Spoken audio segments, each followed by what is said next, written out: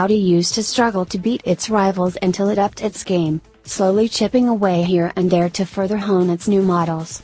Still, its offerings are rarely the sharpest to drive, but they are consistently turning into all-round winning packages, as the continual sales growth attests. So does the new 2017 Audi Q5 stick to that winning formula? We've already driven the buttery Q5 V6 3.0 TDI 286, but as cheaper alternatives go, this four-cylinder isn't unruly. It's hardly quick, yet it does have a decent smattering of torque to play with between 1750 and 3000 revolutions per minute, so you don't have to wring its neck. When you do, there's a low-key rumble up front, but no engine tremors leach into the cabin. So 95% of the time its pace is adequate, but the gearbox does occasionally dither from a standing start. This is something to factor in if you're going for that shouldn't I gap onto a busy roundabout, but apart from that, it's ever alert on kickdown and breezes through every change. Since the Q7, we've been expecting a bit of a waft from Ingolstadt's setups, although the Q5 is made in Mexico, and this is no different.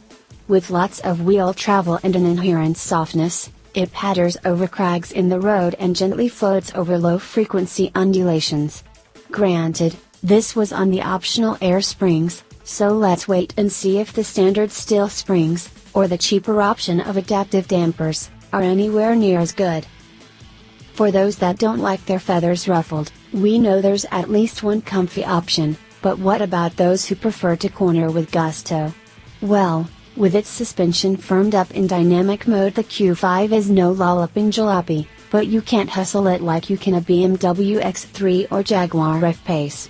It won't change direction as keenly for a start, and the steering, while perfectly good at 7/10 pace, doesn't inspire the same confidence that the Jags does beyond that. Grip levels seemed pretty good, though. You'll want for nothing in terms of toys. All trims come with automatic city braking, leather seats, 3-zone climate control and a powered tailgate. Then there's the extensive options list to sift through, which includes Audi's superb 12.3 inches virtual cockpit, adaptive LED headlights and a head-up display.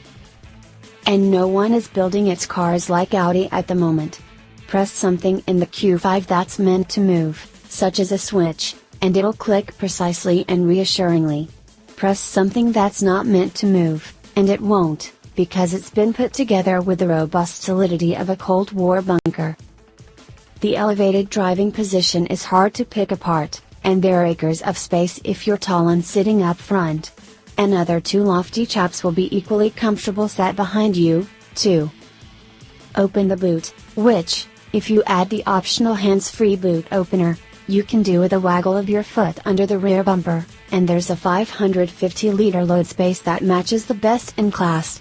And you can increase that to 610 liters by ordering the sliding and reclining rear seats.